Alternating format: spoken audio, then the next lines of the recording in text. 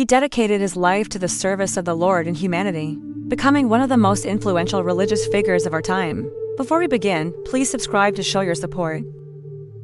Early life and Jesuit formation. Jorge Mario Bergoglio was born on December 17, 1936 in Buenos Aires, Argentina. Growing up in a working-class neighborhood, he experienced both the joys and struggles of everyday life. His parents, Italian immigrants, instilled in him strong values and a deep sense of faith. From a young age, he displayed qualities that would later become synonymous with his papacy: humility, compassion, and a commitment to serving the less fortunate. An incident during his youth when he contracted a serious lung condition nearly took his life. This experience brought him closer to God and sparked his desire to dedicate his life to the priesthood. Recovering from his illness, he felt a renewed sense of purpose and decided to leave behind his comfortable life to pursue a life of service. In 1958, at the age of 21, he joined the Society of Jesus, the Jesuits, a renowned Catholic religious order known for its intellectual and spiritual depth. His journey through Jesuit formation was rigorous and transformative. He studied philosophy and theology, delving deep into the teachings of the Catholic Church and the complexities of the human condition. The Jesuit tradition places a strong emphasis on education and social justice, and Bergoglio embraced these values wholeheartedly. Through his studies, he developed a profound understanding of the world and the challenges facing humanity. However, it was his personal relationship with God that remained at the core of his formation. He dedicated himself to prayer, seeking a deeper connection with the divine, and allowing his faith to guide his path.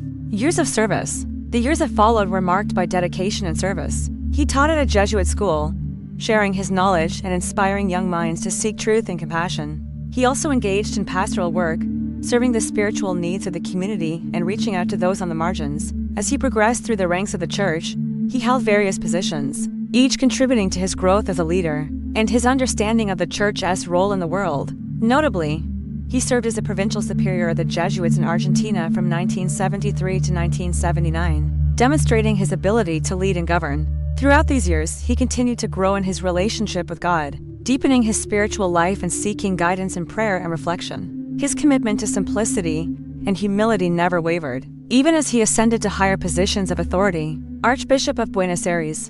In 1998, Pope John Paul II appointed Bergoglio as the Archbishop of Buenos Aires, the capital of Argentina. This marked a significant step in his career, placing him at the forefront of the Catholic Church in one of the most influential archdioceses in the world. As the Archbishop, Bergoglio continued to demonstrate the qualities that had become his hallmark: pastoral care, intellectual depth, and unwavering commitment to the poor and marginalized. He was known for his humility, choosing to live in a simple apartment rather than the Archbishop's palace. He frequently used public transportation, connecting with the people he served. Cardinal and papal election. Bergoglio's reputation as a wise and compassionate leader grew, leading to his appointment to the College of Cardinals by Pope John Paul II in 2001. This elevated status within the Church recognized his contributions and prepared him for greater responsibilities. When Pope Benedict XVI announced his resignation in February 2013, the conclave of cardinals gathered to elect his successor. Among the candidates,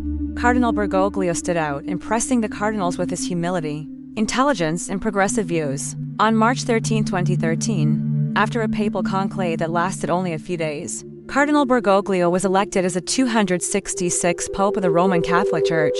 He took the name Pope Francis, honoring Saint Francis of Assisi, a symbol of simplicity, poverty, and devotion to God. The significance of the name. The choice of the name Francis was not merely symbolic. It reflected the values and ideals that Pope Francis would champion throughout his papacy. Saint Francis of Assisi, who lived in the 13th century, was known for his radical commitment to poverty, his reverence for all living creatures, and his ability to bring people together. By adopting this name, Pope Francis identified himself with the ideals of simplicity, humility, and peace, setting the tone for his papacy. His papacy was marked by a profound commitment to the teachings of Christ, emphasizing mercy, compassion, and service to the poor.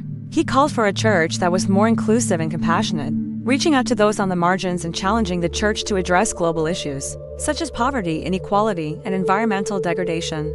In addition to his religious duties, Pope Francis played an active role in international affairs. He made historic visits to countries such as Cuba and the United States, fostering dialogue and promoting peace. Throughout his papacy, he remained steadfast in his commitment to simplicity and humility. He chose to live in the Vatican rather than the lavish papal apartments, and frequently washed the feet of prisoners and migrants, acts of service that exemplified his dedication to Christ's teachings. Final years in passing. As Pope Francis approached his final years, he continued to fulfill his duties with unwavering dedication. However, in early 2025, he faced a severe health crisis when he contracted a lung infection that required hospitalization. Despite this setback, he recovered and resumed his activities, demonstrating remarkable resilience and determination. On July 4, 2025, at the age of 89, he experienced a new health scare, suffering from a fractured hip, yet he remained resolute, refusing to let this challenge slow him down. Just a few months later,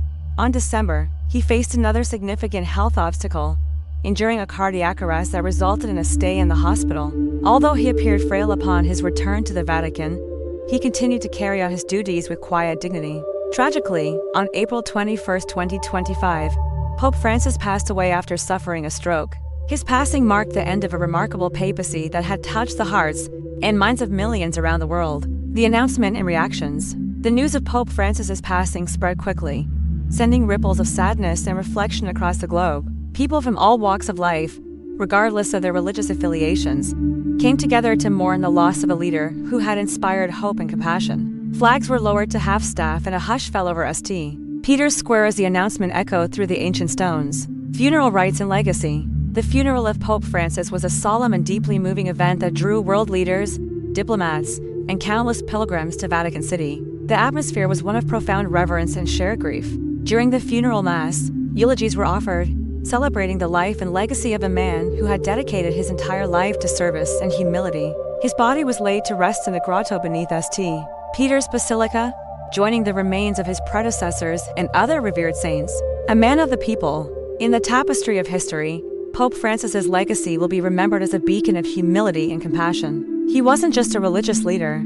He was a man of the people who walked among them, listening to their joys and sorrows, offering words of comfort and encouragement. His ability to connect with people from all walks of life was a testament to his genuine empathy and unwavering kindness. Challenges and criticisms. While his papacy was marked by remarkable achievements, Pope Francis was not without his critics. Some questioned his approach to traditional doctrines, while others challenged his stances on various social issues. However, despite the controversies, he remained steadfast in his beliefs, advocating for dialogue, understanding, and a more inclusive and compassionate church. Conclusion. The death of Pope Francis is a moment of profound sorrow for the Catholic Church and the world at large. His passing leaves a void that will be deeply felt by millions.